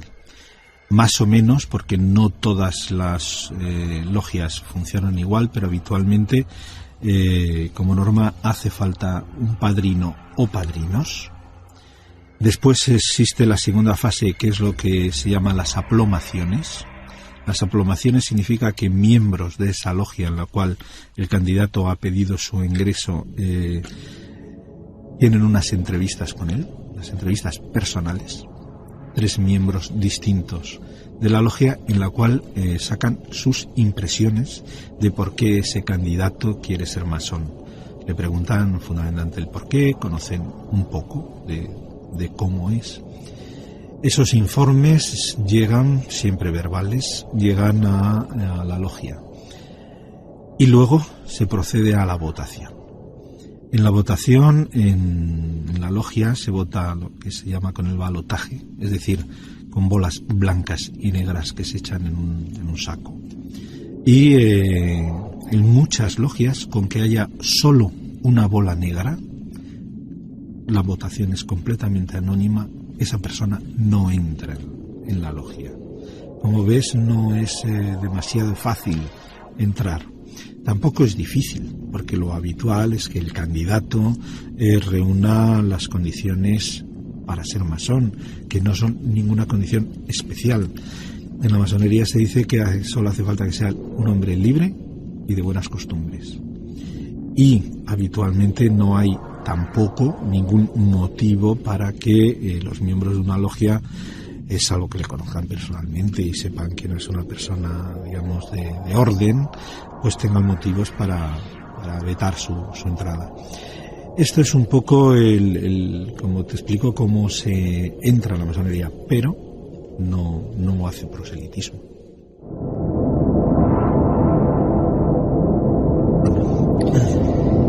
Realmente, la primera pregunta que mucha gente se hace con seguridad, quienes no conozcan y ahora tienen un buen argumento para acudir a este libro, a este estudio, nosotros los masones, de Armando Hurtado, es por qué surge la masonería y cuáles son sus motivos de existencia, por qué surge algo que se llama masonería, qué persigue y por lo tanto qué persiguen aquellas personas que, como has dicho, Sebastián, quieren ingresar en esa orden o en ese mundo. Claro, toda aspiración es individual, es decir, pero digamos de un modo general se puede decir que los aspirantes lo que quieren es conocer más, saber más. Es una vía se define como una orden iniciática, una orden de conocimiento. O sea, buscar más sabiduría es lo que persigue el masón. Exacto, y conocerse. Es decir, por lo tanto, dejamos muy claro que no tiene nada que ver con esas otras sociedades que lo que buscaban en definitiva era cómo burlar la ley, cómo conseguir, imagino, bienes materiales. En este caso es el bien espiritual el que se persigue, el bien del conocimiento, ¿no? Claramente es como tú dices. Otra cosa es luego toda la mitología que ha ido al lado de la masonería. Pero también es lógica. Es decir, ten en cuenta que la masonería han pertenecido a ella gente muy importante. Filósofos, escritores, no sé, genios, músicos, políticos, gente de mucho nivel ha pertenecido a la masonería. Y muchas de estas personas en sus ámbitos, o sea, el que fuere, pues eran personas de mucho poder, de mucho predicamento. Naturalmente eso ha generado, con el tiempo, alrededor de la masonería, una mitología que en cierto punto tiene base. La pregunta es cómo gente de tanto nivel se ha interesado por la masonería, o la masonería, ¿qué les aportó? ¿Qué le pudo aportar a Ramón y Cajal o a Fleming, el descubridor de la penicilina? ¿Qué buscaban? Claro, es decir, pero la masonería es una escuela filosófica. Eso no se puede olvidar. Es una escuela filosófica. De hecho, esa palabra está presente constantemente en la masonería. Lo que pasa es que la masonería, además, tiene todo un bagaje que por un lado son lo que se llama sus usos y costumbres, por decirlo de alguna manera, su ritual y luego todo su utillaje simbólico. ¿Y esto cuándo se establece, Sebastián? Imagino con el propio nacimiento de la masonería en sí. ¿Quién decide por qué que la masonería tiene que seguir estas pautas, que los que quieren iniciarse tienen que seguir estos procesos, y los propios símbolos que estoy viendo ahora mismo aquí en la mesa, clásicos ya, el triángulo, el ojo, tantas cosas que ya son las columnas, forman parte ya de la iconografía arquetípica, ¿no?, de los masones. Todo esto, ¿por qué? Y si quieres incluso, porque, bueno, hay que decirlo, tú has pertenecido a esta orden, tú has pasado todo el proceso que nos vas a contar, y creo que el testimonio es excepcional, pues con la visión del que lo ha vivido. Y aquí, en este libro de Nosotros los Masones, nos encontramos en la portada con un montón de elementos que, si te parece, porque yo creo que a la gente le va a interesar muchísimo, podríamos explicar el por qué, de dónde nace esto y por qué esto, por qué de esta manera y no otra. Vamos a ver, la masonería, que se llama especulativa, masón es albañil. Es decir, esto, el origen, son las viejas cofradías de constructores de catedrales, los pontífices romanos, los hacedores de puentes, esos ingenieros, esos constructores que tenían en sus cuadrillas, ¿no?, determinados secretos, determinados códigos que no se revelaban. Y es a principios del siglo XVIII, concretamente se da una fecha, 1717. Es cuando se pasa de la masonería operativa, es decir, de aquellos maestros albañiles, a la especulativa o filosófica. Naturalmente ese cambio no pudo ser así brusco. Lo que se supone es que ese acervo de conocimiento que tenían los constructores, digamos, físicos medievales, tiene un nivel de interés enorme por gente que quiere conocer la fuente de eso. Y entonces empiezan a dejar ingresar en esas logias en donde era imprescindible ser albañil, dejan entrar a gente que no es del oficio. O sea, abren el abanico. Abren el abanico. Es decir, a estudiosos, a filósofos, a conocedores, que entonces ya no es necesario ser albañil. Y entonces, a partir de ahí, eso sí se sabe, que en Inglaterra aparece la primera logia donde los miembros se dedican a la masonería simbólica, a la masonería especulativa. Es decir, ya no son hermanos del oficio. La paleta, la escuadra, el compás, ya no son unos instrumentos prácticos como fueron en el pasado, sino que ahora se transforman en instrumentos simbólicos y de conocimiento. A partir de ahí, la masonería se desarrolla con muchísima fuerza, y en la propia masonería se dice que el origen mítico está en la construcción del templo de Salomón. Si uno lee la Biblia, se habla de Irán Aviv, que es el constructor, que es un sabio, que Salomón llama para la construcción de su templo. Y él va con su cuadrilla, su grupo de constructores. La masonería está estructurada, digamos, la clásica, en 3 grados. Después de la ceremonia de iniciación es el grado de aprendiz, el grado del compañero y el grado de maestro masón. Esa es básicamente la estructura de prácticamente cualquier obediencia masónica. Luego, posteriormente, esos maestros masones desarrollan lo que se llama la masonería, digamos, por decirlo de algún modo, filosófica, que eso habrás oído, lo del grado 33. Exacto, que se ha repetido en muchas cosas, y que es eso, ¿no? Grado 33. Es más, en este libro, por ejemplo, en la parte final autor, que recomiendo, es el propio grado 33. Es un grado 33. Y gente famosísima. Fíjate, justo en la página 260 de este libro encuentro Edwin Aldrin, ¿no?, uno de los primeros hombres en llegar a la Luna. Ajá. Grado 33. Y tantos genios que luego repasaremos. ¿Qué es eso de grado 33 que tanto impone, digamos, a los que no conocemos el tema? Los que han seguido esa vía del desarrollo filosófico del grado de maestro. Entonces se va desarrollando 4º grado, así sucesivamente, y digamos que cada grado en sí mismo, por decirlo de algún modo, aporta una enseñanza precisa al que solicita su pase, y así sucesivamente. Es decir, igual que hay una ceremonia de ingreso en la masonería, la iniciación masónica, que es una ceremonia de alto contenido simbólico, incluso emocional, es decir, una ceremonia potente, si está bien hecha, todo hay que decirlo. Pues igual, por ejemplo, la ceremonia del grado de maestro también tiene una enorme potencia simbólica, es un impacto psicológico, emocional, incluso intelectual, pues así sucesivamente. El que es maestro masón en un momento decide aspirar a los grados filosóficos, y entonces, digamos, sería como para hacer una comparación muy fácil, como determinados cursos, entonces va pasando de grado, y el último grado es el grado 33. Nuestro compañero Roberto Cuadrado en la nave del misterio, que hoy más que nave del misterio es casi un observador por las rendijas o las cerraduras de lo que podía ser, ha dicho la palabra Sebastián, y estamos ocupando como siempre el lugar del que no sabe del asunto y quiere enterarse. Para eso están hechos estos CDs. Por ejemplo, logia. ¿La logia qué es exactamente, Sebastián? Otro de los términos que se repite, es como una agrupación individualizada, reducida a un núcleo, no sé si territorial, si de amistad, si de preferencias de los maestros. ¿Qué es una logia exactamente? La logia significa dos cosas. Por un lado, es el lugar donde se reúnen los masones.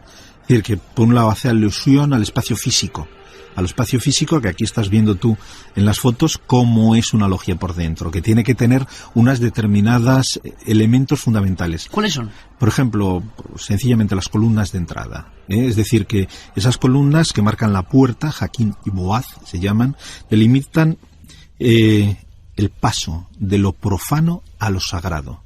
Digamos que una vez que se entra en la logia, se entra en un lugar sagrado, en donde aquello se estructura en un espacio-tiempo como diferente. Y ahí es donde se establece el ritual. Eso en cuanto al espacio físico. Pero luego también la logia es, digamos, un elemento compuesto por una serie de personas.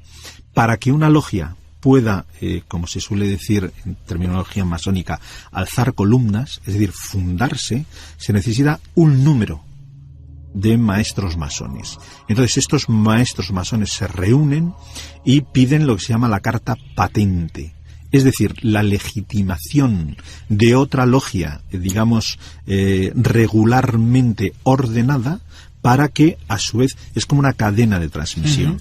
Para que esos acreditan que esos maestros masones pueden, de un modo, digamos, ortodoxo, cánones masónicos, fundar una logia.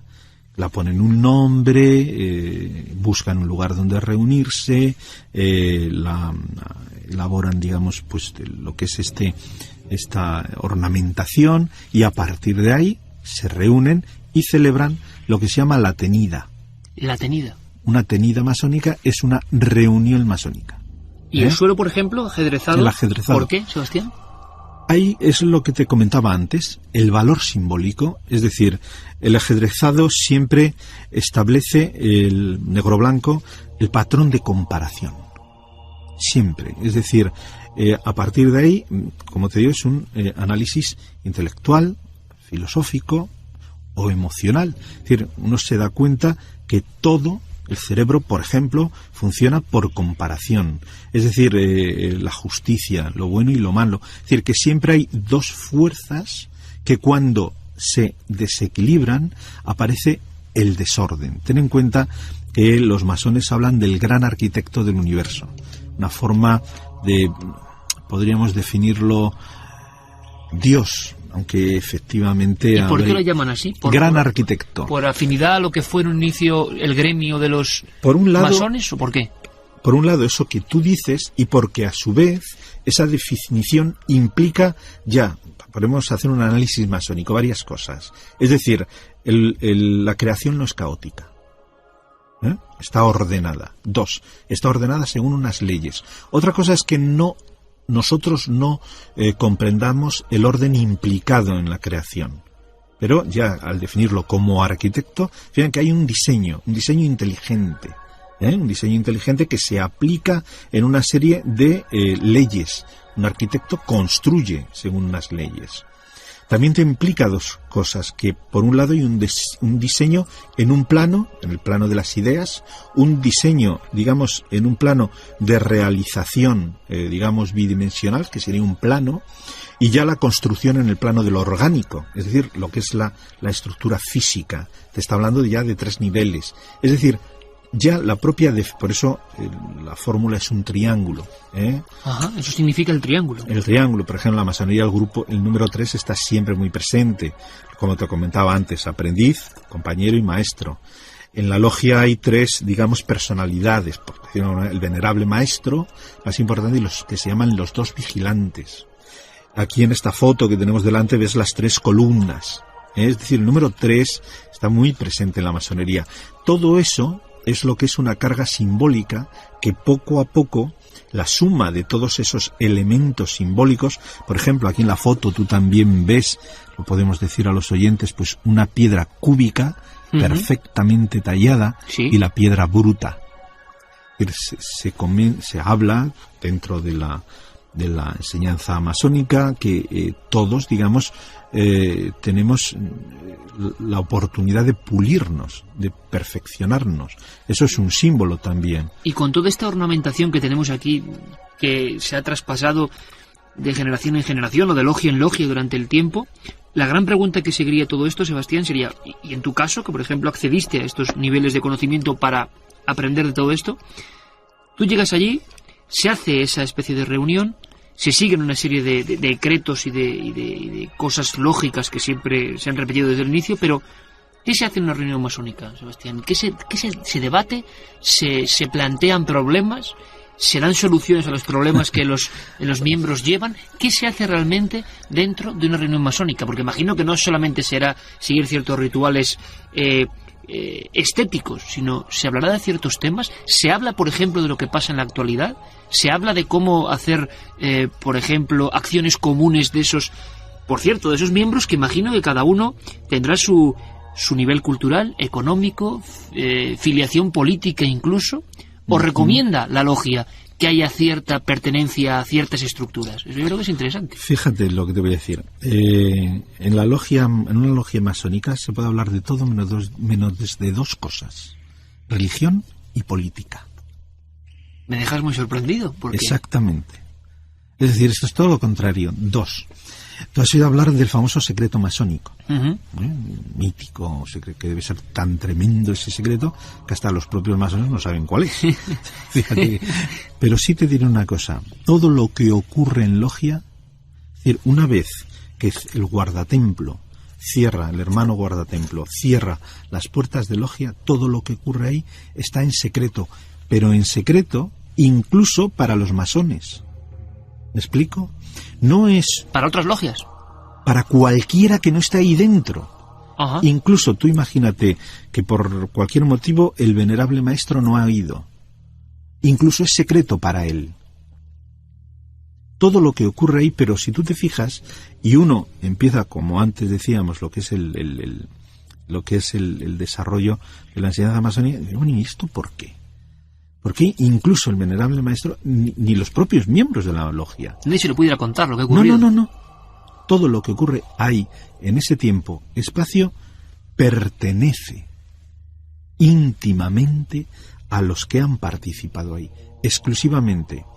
Pero por una razón. Pero si aún a poco que uno piense, porque es razonable.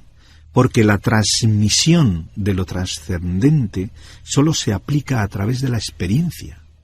Todo aquel que ha vivido la experiencia ocurrida en ese tiempo es capaz de participar a otro hermano que ha estado allí, pero mediante la mera verbalización, solamente mediante la crónica fría, no puede uno transmitir aquello que, digamos, pertenece a otro ámbito, al ámbito de lo trascendente.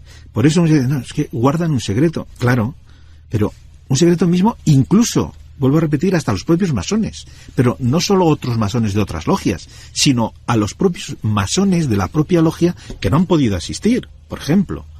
Pero a mí me has dejado muy sorprendido, imagino que a los miles de amigos que te van a escuchar, Sebastián, también, porque precisamente una imagen, por ejemplo, la persecución que ha habido contra la masonería en muchos aspectos. Aquí en España, durante la dictadura, Franco tenía una especial inquina a todo lo que tuviera que ver con la masonería. Por lo tanto, uno, desde la posición del que no sabe, cree que, claro, es que los masones conspiraban realmente, ¿no? Es decir, que los masones, como eran personas tan importantes de ámbitos de la sabiduría, del conocimiento, precisamente esas reuniones secretas, pues se dirimían un montón de cuestiones, sin duda políticas y religiosas muy importantes. Ahora tú, al decirme que ni la religión ni la política, dos temas tan importantes, se tocan en estas reuniones, uno dice, ¿nunca? ¿Y sería verdad o no? Porque ¿por qué el miedo de los dirigentes que no eran masones a esas reuniones, por ejemplo?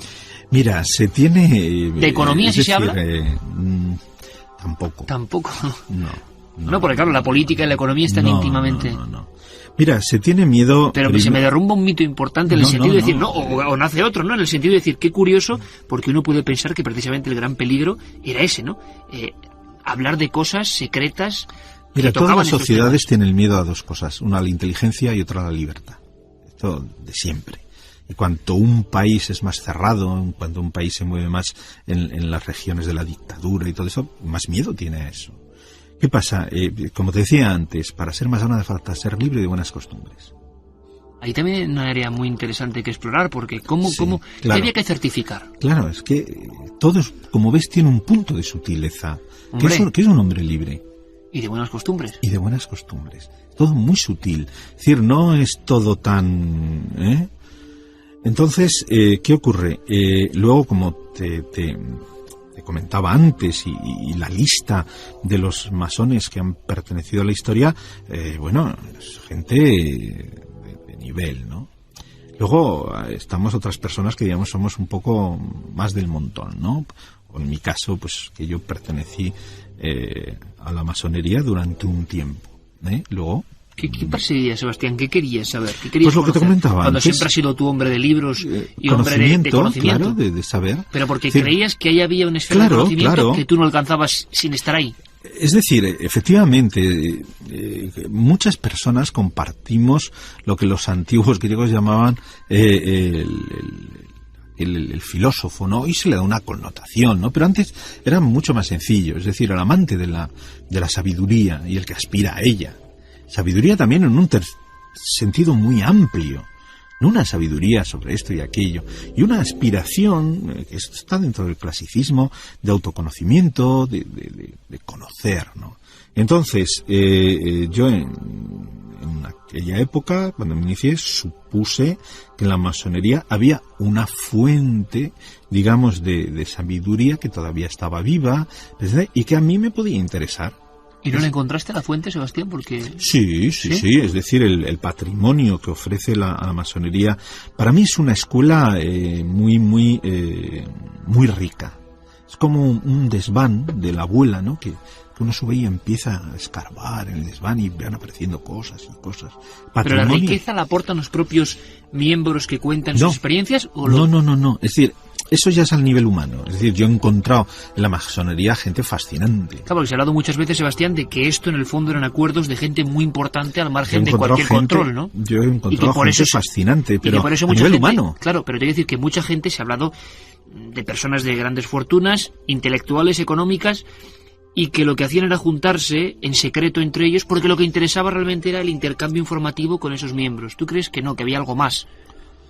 Vamos a ver, lo que unos masones luego hagan cuando se van a cenar, porque además son amigos, porque en la masonería hay otro valor que es el de la fraternidad, eso yo ya no lo sé, porque forma parte del ámbito privado.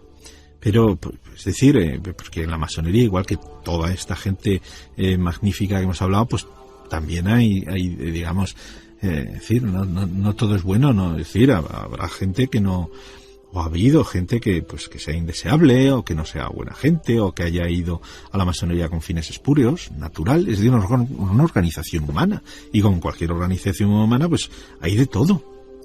Esto es lógico, ¿no? Pero en lo que es la masonería en sí mismo como estructura, para mí, desde mi experiencia, es una escuela excelentísima de aprendizaje.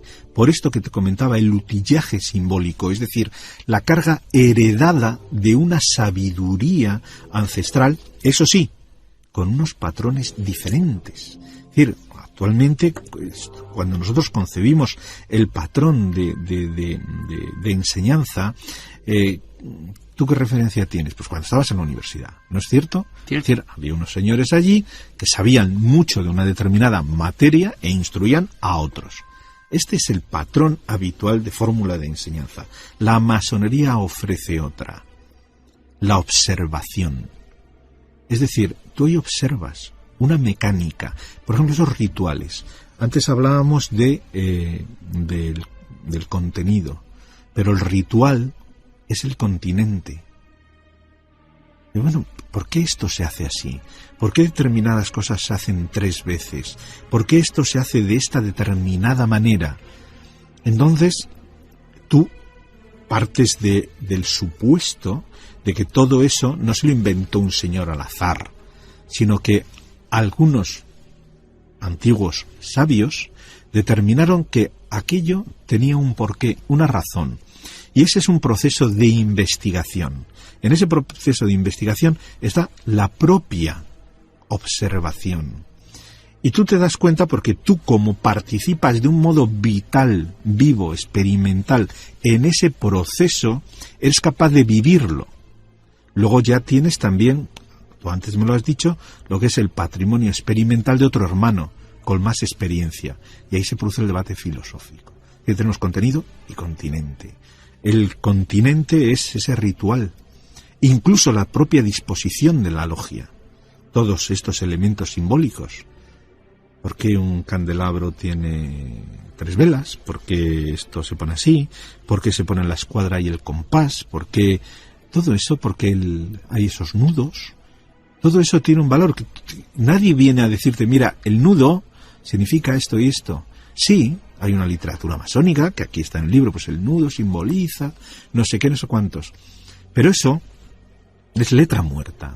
De hecho, esto no es más que formas de enseñanza que encontramos, por ejemplo, en la Grecia antigua, por ponerte un ejemplo. Sí, claro, uno estaba viendo la escuela pitagórica o 1000 cosas, claro, y claro, un conocimiento más o menos cerrado. No se trata de esa fórmula que ahora nosotros conocemos, no. Digamos, esto funcionaría por impregnación. Luego, la fuerza de los rituales, la fuerza de los símbolos. Es cierto que los masones, cuando por lo menos no sé si es leyenda urbana, ¿no?, se pueden reconocer unos a otros con una serie de símbolos que solamente ellos conocen, sí, con una posición de las manos incluso, no sé, ¿sabes? Y también eso sí que forma parte de un secreto bien guardado, creo yo, ¿no? Porque, aunque imagino que se ha difundido en algunas ocasiones, sí, bueno, no se sabe bien. Sí, es cierto, verdad, sí. unos códigos de reconocimiento. ¿Por qué?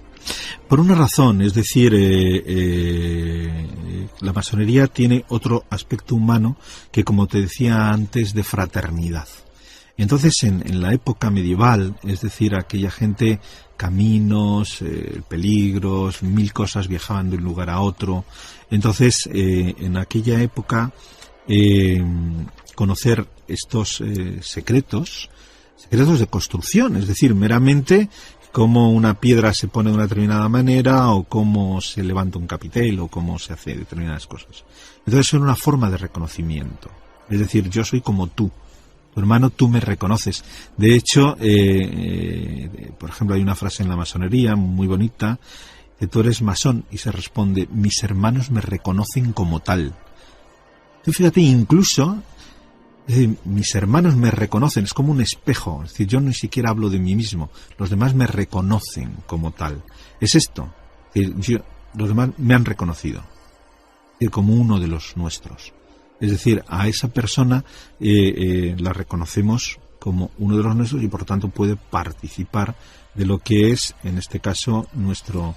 Pero por lo tanto, Sebastián, libros como este que presentamos hoy, nosotros los masones, editado por EDAF en esta biblioteca del misterio de Milenio 3, pues claro, o lo que tú estás contando, pues en el fondo, no lo sé, pero sí forma parte de cierto, alguien lo podría ver, el más purista, que imagino que también hay diferentes corrientes, ¿no? De más o menos purismo, como lo hay en todo, como cierto sacrilegio, porque esto no debería salir a la luz, esta misma portada posiblemente, de este libro, ¿no? Ahora a lo mejor hay masones que me están oyendo y me están diciendo, bueno, y este... ¿Por qué?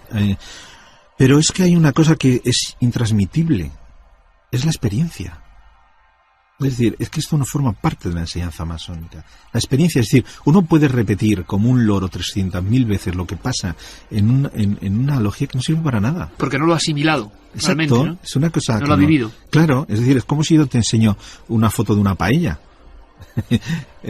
Claro, entre ver la foto y comerla, ves el abismo que hay. Es decir, cualquier persona puede ser capaz de ver ese enorme abismo que hay entre ver una foto. Y sobre todo si tienes hambre. Ya la diferencia se hace gigantesca. ¿Y por qué tan en boga ahora mismo este asunto, Sebastián? Bueno, pues porque ahora en este mismo... siglo XXI tan lleno de crisis. Porque, claro, eso es lo que tú dices, es decir, la sociedad está en crisis. Es decir, las religiones establecido en el dogma, es decir, por ejemplo, la masonería no tiene dogmas. Dice, tú investiga, tú desarrolla, es decir, tú encuentra. Y yo no te digo que esto es así, así, así. ¿Pero el masón sustituye su religión, sus creencias, no. por entrar a formar parte de la masonería? ¿Qué va? Es decir, por ejemplo, en ninguna logia, es decir, en la logia que yo había personas de otras religiones. Es de otras religiones diferentes. Sí. ¿Y no entra eso en conflicto con lo que le indica la propia religión? En absoluto. Salvo, pero si hay un conflicto, es de la propia religión. Por ejemplo, el catolicismo, como tú bien sabes, abomina de la masonería. Pero ya es el catolicismo. Dirá, bueno, uno que es católico no puede ser masón. Pero un masón nunca diría, tú si eres masón, católico puedes ser masón. Desde luego que sí. O sea, que se respeta la individualidad y la libertad de cada uno sobre todo. Perfectamente, no tiene nada que ver.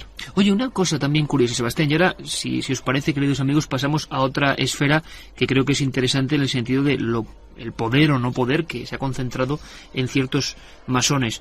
Pero a mí me parece muy interesante, o muy curioso, cuando leemos nombres de algunas logias que salen a la luz, ¿por qué hay alguna estructura para también elegir los nombres? La hermandad, por ejemplo, del ángel exterminador, yo leí una cosa, o la de los caballeros de la noche que tú comentabas. ¿Por qué se eligen esos nombres? ¿Se elige el grupo? Cuando se nace, ¿se elige un nombre que tiene que tener también un significado secreto que quiere decir algo? No, fíjate, lo de los nombres habitualmente se heredan. ¿Se heredan? O sea, que lo normal sería... buscar el origen en un pasado que sería difícil de saber por qué. Es decir, o se ponen nombres simbólicos, no sé, pues logia Génesis, es decir, que tenga una connotación, que tengan una carga simbólica el propio nombre, ¿no? Es decir, no existe tampoco, en este caso no hay una gran determinación en el nombre. Simplemente es un nombre. Y cuando, por ejemplo, tú pasas ese proceso para que sea aceptado, en alguna ocasión has comentado, Sebastián, y eso es sorprendente también, esa reflexión que uno tiene con uno mismo, hay un momento previo a que seas aceptado, en el cual, en cualquier logia, esto es universal, se te encierra contigo mismo de alguna forma. Se te aísla. Cuéntanos eso, ¿por qué? Sí, en la cámara de reflexión. ¿Por qué? Porque ten en cuenta que, digamos, en el universo simbólico de la masonería es el paso de lo profano a lo sagrado. Es decir, digamos, el masón aspira a la luz, aspira al conocimiento. Fíjate qué palabra tan bonita, la luz, que ya incluso tiene esas connotaciones en Oriente, pues de iluminación, ¿no? Esta que hemos oído tantas veces. Aspira al conocimiento, es algo que aspira, ¿no? Entonces se produce un salto importante, ¿no? Un salto vital. Naturalmente ese salto vital implica una reflexión. Una reflexión, digamos, es la última oportunidad. Antes te hablaba de las aplomaciones. Los aplomadores, es decir, esos hermanos con experiencia que entrevistan al candidato, ya le dicen, oye, piénsatelo bien. Y digamos, ¿por qué? ¿Porque aquí se renuncia a algo? Fíjate que aplomación significa poner plomo. Le ponen plomo, le ponen peso. No, lo que se dice, no es una renuncia, es una ganancia, pero también es un compromiso. Por un lado, un compromiso con uno mismo y un compromiso con la logia, con la fraternidad. ¿Por qué? Porque digamos que esa gente que antes que tú ha entrado ahí, entra con esa misma aspiración, con esa aspiración de conocimiento, con esa aspiración de orden y tal. Es decir, tú tienes que de algún modo participar, digamos, con el nivel de seriedad, con el nivel de responsabilidad, con el nivel de compromiso, que no es, digamos, un club para jugar al billar, no sé cómo decirte, ¿no? Pero ese compromiso tiene un contrato determinado? No, durante no. un tiempo determinado. Tú has nada. dicho que, de alguna manera, hay un momento en que no estás en esa masonería activa. Lo has dicho tú, que estuviste durante un tiempo. Exacto. Yo soy lo que se llama un hermano durmiente. Hermano durmiente. Durmiente, sí. Se dice durmiente, ves, también es todo muy poético, porque se dice que una vez uno que ingresa en la masonería lo es para toda la vida, ¿no? Pero yo en un momento determinado, es decir, en la masonería hay una libertad absoluta. Es decir, yo en un momento determinado decidí que mi experiencia personal en la masonería había concluido, informé de un modo que también es ritual, informé a la logia que me quería dar de baja, y de baja. ¿Pero quiere decir eso, Sebastián, que ya alcanzaste el secreto masónico? No, ¿Que llegaste a ciertos límites que ya te decían que ya no tenía más interés? No, es, como te digo, es una experiencia personal. Es decir, yo... O sea, no puedes hablar. No, yo alcancé mi experiencia de maestro masón. Yo llegué a maestro masón, ¿no? Es decir, cumplí los 3 grados, estos que te comentaba antes, pero en un momento determinado, es decir, yo entré en la masonería por lo que antes te decía, por una búsqueda. Cuando pensé, pero esto era una decisión individual, particular, que esa experiencia en ese ámbito había concluido, pues me marché. Es decir, es una cosa muy sencilla. Es decir, nadie me impresionó ni tal. Sigo conservando muy buenos amigos de la masonería y nadie me dijo, ay, ¿por qué? Pues, pero como, ay, ¿por qué te marchas y tal? No sé qué, pues. Y esto es una cosa muy natural. No resulte ofensivo, Sebastián, no digo por ti, porque somos grandísimos amigos de muchos años, sino para la gente que puede estar escuchando esto y que estoy seguro que además este capítulo de la colección va a motivar incluso a gente que no le guste el misterio, pero sí este asunto. Y es, esto, ¿cómo se organiza económicamente, por ejemplo? Sí, también te lo digo. Claro, porque también es una pregunta que algunos pueden decir, bueno, esto tiene que mantenerlo alguien. La propia logia, el masón la propia logia colabora con... Una parte, sí. Es decir, toda logia es soberana. Tú fíjate también el término. Cada logia es soberana, aunque pertenece a una obediencia. Se llaman así obediencias. Yo pertenecía a la Gran Logia de Inglaterra, digamos como fuente, ¿no? Esa fuente que te decía. ¿Hay unas fuentes principales? Claro, varias. Esta que te comentaba de 1717, ¿no? Pero hay varias entonces. Sí, luego hay otra logia francesa, pero el origen es el mismo. Y yo, mi logia era el rito escocés, el más clásico, antiguo y aceptado, que se llama así, el rito escocés. Hay varios ritos, Es decir, que el rito, es decir, antes te decía, es como el contenedor, ¿no? Entonces... ¿Y varía mucho? No, mucho no, pero hay matices muy interesantes y que en sí mismo aportan también una riqueza. Claro, y bueno, ¿y por qué este ritual se desarrolla de esta manera y tiene estos contenidos? ¿Y por qué ese otro ritual tiene esos otros matices? Exacto. Claro, pero eso forma parte de la propia vivencia. Si tú no lo vives es muy difícil explicar. Pero lo que es cierto es que enriquece. O sea que la masonería no es única e indivisible, sino que tiene diferentes matices. No. Y por ejemplo, en la masonería hay agnósticos. Por ejemplo, hay personas que son creyentes. Como te decía antes, personas que...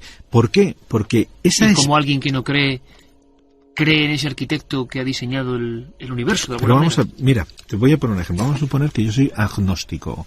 ¿O tú qué te pides? ¿Tú te pides ser creyente? Sí, creyente. Da igual. Es decir, pero tú, a lo mejor desde tu agnosticismo, tienes una aspiración de sabiduría. ¿Y aceptas?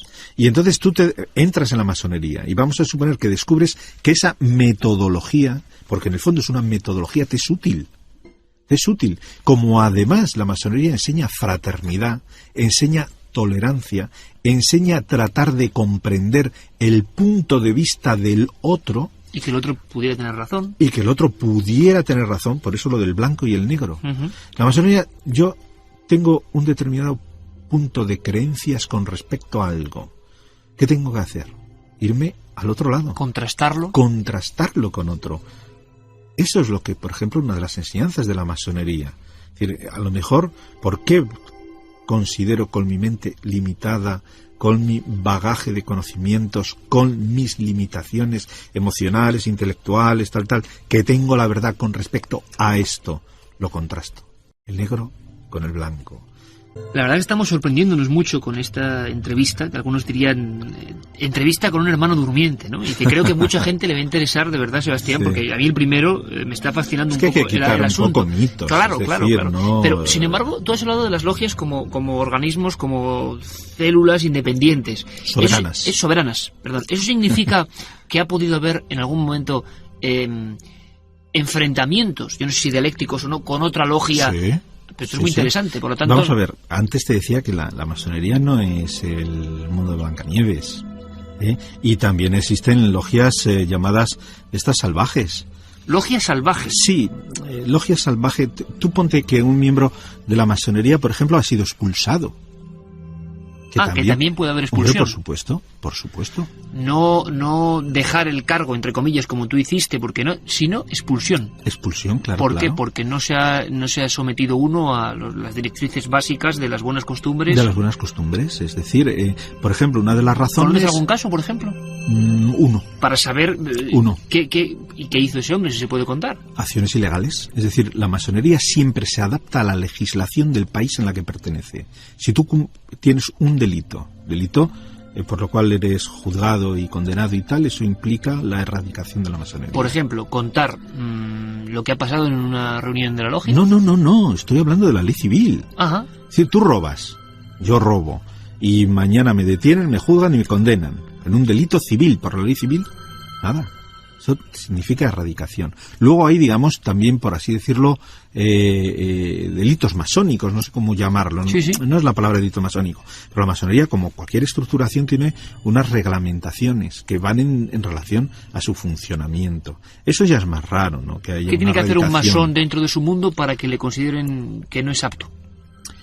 Pues lo mismo que en la sociedad civil, tratar de aprovecharse, ser mentiroso, ser mala gente. ¿Hay un juicio? Normal. Hay una especie de juicio masónico, sí. También hay una especie de juicio masónico. Pero esto es raro. Pero quería volver antes a lo de el hecho que te comentaba, que esto no es el mundo de Blancanieves. Es decir, que efectivamente, si hay alguien que está... O yo mismo, por ejemplo, yo ahora mismo soy una mala persona. Por ejemplo, yo conozco la masonería. Entonces mañana yo puedo fundar una logia. Tengo todos los elementos para aprovecharme de, pues a lo mejor, pues la fascinación que la masonería crea. Y hombre, entonces, siendo como es el género humano, por mucho y que no haya estado en la masonería, seguro que se ha hecho. Y como no conocen la masonería, pues les prometo el oro y el moro, miento, engaño y tal, y entonces me aprovecho. Es decir, exteriormente puedo incluso establecer el decorado de una pues los rituales y todo, pero aquello no tendría alma, no tendría vida. ¿Y quién lo distingue? ¿Quién lo distingue?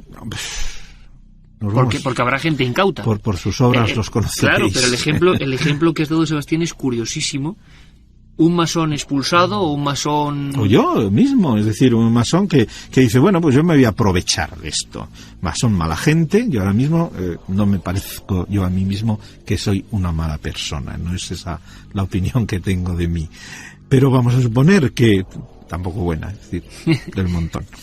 Pero vamos a suponer que yo digo, pues ahora voy a estafar o voy a aprovecharme o yo cualquier otra razón. ¿Y ha ocurrido? ¿No? Claro. ¿Qué ha ocurrido? Entonces se montan logias y dicen, se llaman masones, pero claro, ahora, como un medio de comunicación, como lo que tú dices, la gente común conoce eso. Claro. No hay manera. No hay manera. No, es muy difícil.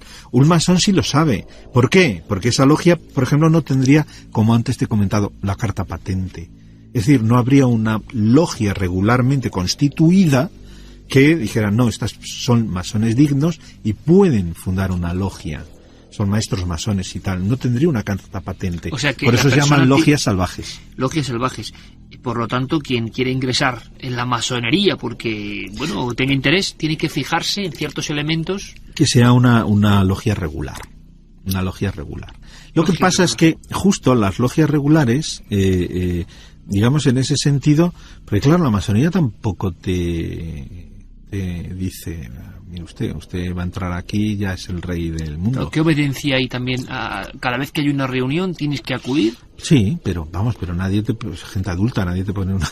Claro, porque imagino que no tiene sus quehaceres, ¿no? Claro, la gente pues viaja, trabaja, tal, tiene su familia, pero se fija una hora y un día en la tenida y, digamos, es la responsabilidad del masón acudir o no. ¿Y hablando de familia y mujeres? Bien, esto es otro debate, efectivamente. La masonería, por ejemplo, la obediencia inglesa, esta que te comentaba, no contempla las mujeres en logia. Polémica total, claro. Polémica total. Pero sí hay tanto hoy en día están trabajando logias mixtas e incluso logias donde hay solo mujeres. Donde hay solo mujeres. Solo mujeres. Vamos a escuchar un documento, Sebastián, que creo que es interesante en este colofón del programa, que desde luego tiene que tener su continuidad. Es Javier Sierra hablando, esto lo grabamos en las elecciones estadounidenses, y era curioso porque todos los candidatos pertenecían a una especie de logia o de protologia masónica. Javier más o menos decía que era curioso, que sea quien fuese el presidente, sí que es cierto que el presidente iba a ser masón. Cuando uno ve en este libro, nosotros los masones que estamos presentando, la cantidad de nombres sorprendentes, leo simplemente por la A y la B: Edwin Aldrin, Louis Armstrong, Ludwig van Beethoven, José Bonaparte, Luis Bonaparte, Napoleón Bonaparte, Buffalo Bill, Cagliostro, Citroën, el fundador de esta célebre marca, Conan Doyle, Winston Churchill, Alexander Fleming, Benjamin Franklin, Garibaldi, Goethe. Claro, uno se queda sorprendidísimo de este tipo y nivel de personas que sin duda influyeron en su sociedad. Escuchamos un momento a Javier y opinamos, Sebastián. Ambos tienen solamente una cosa en común, muy extraña, y es que los dos se instruyeron y militaron en una sociedad secreta universitaria llamada la Skull and Bones, la de calaveras y huesos, una sociedad paramasónica muy influyente en los grandes magnates e intelectuales americanos, como también había venido antes George Bush Sr., quien, entre otras cosas, y esto se olvida con mucha facilidad, no solamente fue miembro de sociedades secretas destacadísimas, sino que fue, sin duda, el presidente más poderoso que ha tenido la historia de los Estados Unidos, porque este hombre, el padre de George Bush, fue, además de presidente de los Estados Unidos, antes director de la todopoderosa CIA. ¿Estás seguro de todo lo que ves y todo lo que oyes? Milenio 3, Cadena SER, con Iker Jiménez. El editor, escritor y hermano durmiente Sebastián Vázquez está haciendo que nos aproximemos de otra manera al mundo de la masonería, siempre tan oculto, siempre tan lleno de códigos, de iconos y muchas veces o frecuentemente tan mal comprendido. Sería para otro programa, Sebastián, estamos llegando al final y hay tantas preguntas que hacerte, pero la masonería como poder en sí mismo, eso es lo que se ha temido muchas veces, ¿no? Y hablando de presidentes de gobierno de Estados Unidos, presidentes de la CIA, masones. Caramba, esto yo no sé si da miedo o es esperanzador, no lo sé cómo lo verás tú, pero claro, ahora se entiende por qué tanto respeto, ¿no? Y imagino que en muchas personas tanta necesidad o posibilidad o deseos de ser masón. No sé si esto ocurre hoy, si hay una baja o una mayor petición en estos días del siglo XXI para ser masón. La masonería en España es un poco distinta al resto de los países, digamos, más civilizados. Precisamente lo que has comentado tú antes, es decir, la dictadura hizo estragos. Es decir, de jovencitos oíamos la palabra masón. Conspiración judeo-masónica. Conspiración judeo-masónica. Y casi los masones olían azufre y tenían cuernos y rabos. Sin embargo, Franco quiso ser masón. Y su hermano y su padre lo fueron. Y se cuenta y parece ser que está, bueno, la mayoría de los historiadores afirman que intentó ser masón porque muchos militares en aquella época lo eran, y allí en África, en los protectorados españoles en África, la mayoría de los militares pertenecían a logias, y posiblemente él intentaría entrar en alguna de ellas y por algún motivo fue rechazado. Pero te pongo un ejemplo. En Inglaterra, en Londres, tú le dices a cualquier taxista que te lleve al templo masónico y te lleva.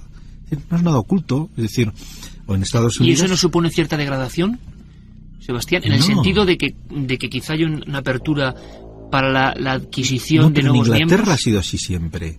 Es decir, la masonería solo ha estado perseguida y solo ha estado bajo esta capa de sospecha en los países que están sometidos a unos regímenes, digamos, religiosos muy fuertes, o a las dictaduras, tanto de derechas como de izquierdas. Atención. Es una opresión de la libertad que comentábamos. Exacto. Mientras que, yo que sé, en Estados Unidos, en ciudades pequeñas, que es donde mejor se ve, pues está el templo masónico en una calle y lo pone allí, bien grande. Y otro tema inquietante o sorprendente. ¿Es cierto que la mayoría de firmantes de la primera carta magna de la fundación de Estados Unidos eran masones? Sí. ¿Y eso cómo lo interpretas? Pues la gente diría que la masonería es el poder auténtico, entonces, supragubernamental, supraeconómico. Es decir, estas personas, igual que tú has estudiado la carrera de periodista, sí. Tú has estudiado tu universidad, tus cursos, tus profesores, es decir, tú te has imbuido por libertad propia en lo que es, digamos, el espíritu del periodista. Es decir, tú de algún modo tienes marcado eso, lo has elegido y has sido durante X años estudiado eso. ¿Qué pasa? Que ese tipo de mentalidad, ese tipo de forma de ser, de un modo inconsciente, tú lo llevas a tu vida. Es como cuando se hablaba de los jesuitas, ¿te acuerdas? Sí, ¿no? Entonces con la masonería es lo mismo, es decir, esas personas, pero no es porque los masones se reúnan de un modo consciente para, digamos, manipular y tal. No.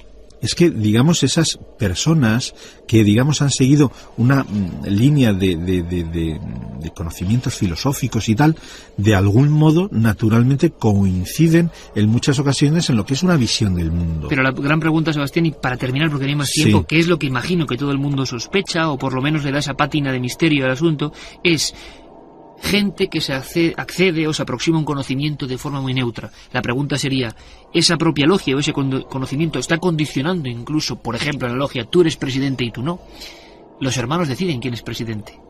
Por lo tanto, la gente puede decir, yo pregunto... ¿Quién es presidente de la logia? No, de los Estados Unidos, por ejemplo. No. Se dirime... Bueno, tú decías que no se habla de política, pero la gente igual eso no se lo cree. En el sentido de una agrupación que concentra tanta gente importante, la agrupación estará dominando realmente las decisiones. Pero perdona, y eso tampoco es verdad.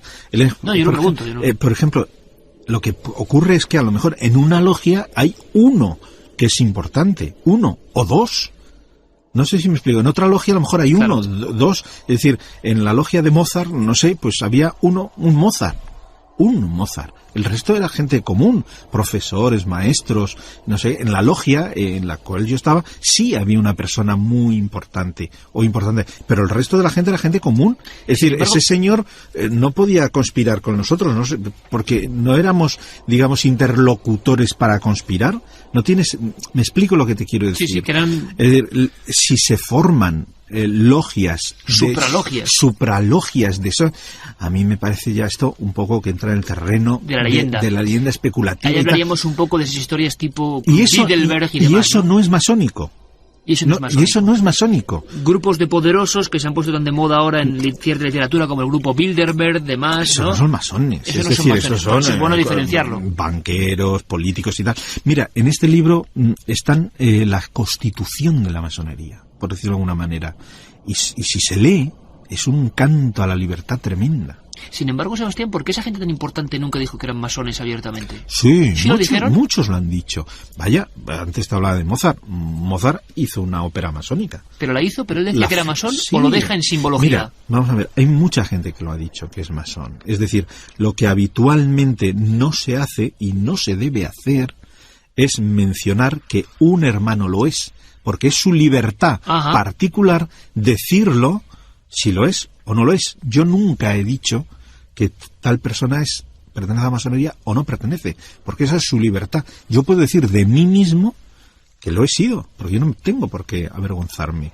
No sé si me explico, es decir, no me parece nada extraño, es decir, igual que otras personas pertenecen, no sé, a un club de fútbol o a un club de polo, pues yo he pertenecido a esta institución, de la cual además me enorgullezco de haber pertenecido. De la cual además hemos aprendido un poco, nos hemos aproximado, y lo que no hay es más tiempo, Sebastián. Lo que te emplazo es, desde luego, que sigamos hablando en futuras ocasiones de este asunto y que la gente lea, vea y disfrute y polemice y, como dicen los masones, abiertamente y con libertad propia, pues extraiga sus conclusiones de este libro que hoy presentábamos nosotros los masones, con la excepcional, digo así, aportación de Sebastián Vázquez, editor, escritor, hermano durmiente y querido amigo. Sebastián, no hay tiempo para más.